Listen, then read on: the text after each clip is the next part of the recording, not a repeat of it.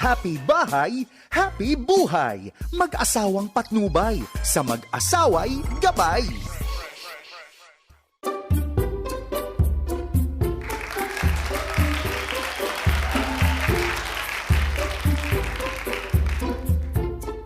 Morning, Han. Late na naman ako nagising. Pinaplansya ko na nga itong mga blazers mo, honey, para next week, para hindi ka laging nalilate. Kumain ka rin muna bago ka umalis. Nag-prepare ako ng sandwich para medyo makatipid-tipid ka din. Mamadali ako, Bong. Coffee na lang ako. Paki-take out na lang yung sandwich. Kasi napagalitan na ako sa office, lagi kong late. Sumeldo na rin kami kagabi. Bibigay ko na sa'yo. Baka magasta ko na naman. Lagi naman traffic. Paki-budget na lang, ha? Kasi last week overdraft ka eh. Alam mo nga, honey, minsan kaya sumama ka sa market para malaman mo kung gaano kataas ang mga bilihin ngayon. Kasi siguro dapat tumulong ka na rin sa akin para medyo magaang tayo. Role reversal is one of the root causes of marital arguments today. God has designed respective roles intended for the husband and for the wife. And if we want to follow God's divine order for our marriage, kailangan, Bong, meron tayong clear understanding of these roles. Samahan niyo po kami sa aming nakakatuwang episode pinamagatang Ako si Mrs. At ako si Mister.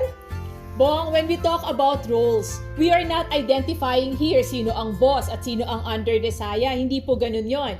We are not talking about headship or submission because in the eyes of God, a husband and a wife, we are just equal. And we have been given dual responsibility sa ating pagsasama. Pero alam niyo po, there is an order in our marriage, patterned after the role of Christ as the husband and the role of the church as the wife. At kailangan sumunod tayo sa direction na ito in order for us to be in the will of God. Tama, Claire. Alam po ninyo, binigyan tayo ng Lord ng kanya-kanyang abilities. And the moment we respond to it, it becomes our responsibility, honey. Ano ba yung major roles and responsibilities ng husband? Claire, di ba number 1, yan yung pagiging provider, Yes. and at the same time, pagiging leader. Innate sa aming mga asawang lalaki yan.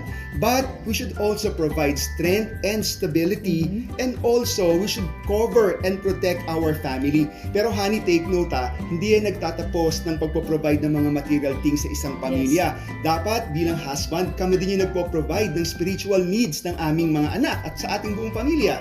That is true. At tayo namang mga wives, ang ating primary role is we are the helper and supporter of our husband. We help our husband develop into the godly man God called him to be. Dapat tayo raw yung number 1 cheerleader Yay! at fan ng ating mga asawa at hindi number 1 critic. Kasi minsan naman po talaga tayo yung nangunguna pa sa pagkikriticize sa ating mga asawa. Happens. Alam niyo po, when a husband knows that a woman stands behind him, respecting him, believing in him, honoring him, he is more willing to rise up and step out into leadership.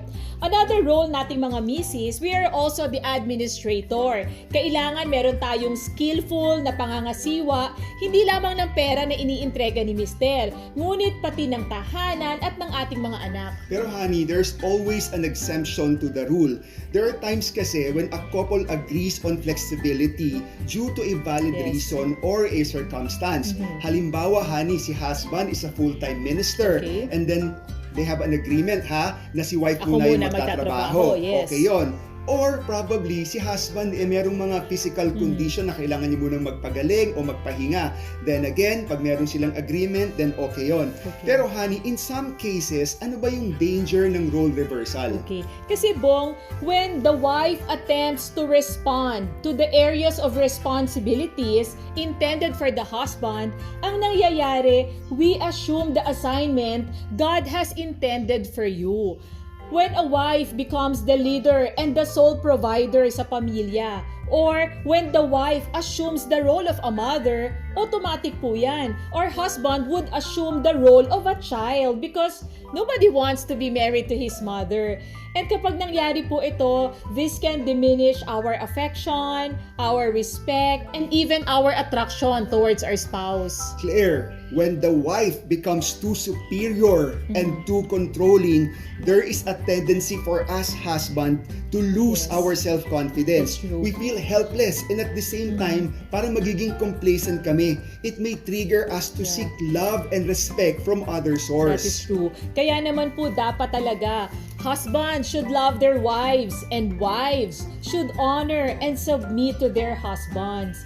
God has designed marriage, and as we follow His divine order, we would flow together and bring in the power of God into our homes. Lagi po nating tandaan na ang mag-asawang sabay manalangin. Na pagtatagumpayan lahat ng suliranin. Ako po si Bong Pineda. At ako naman po si Claire para sa Happy Bahay. Happy buhay! Happy bahay, happy buhay. Mag-asawang patnubay, sa mag-asaway gabay.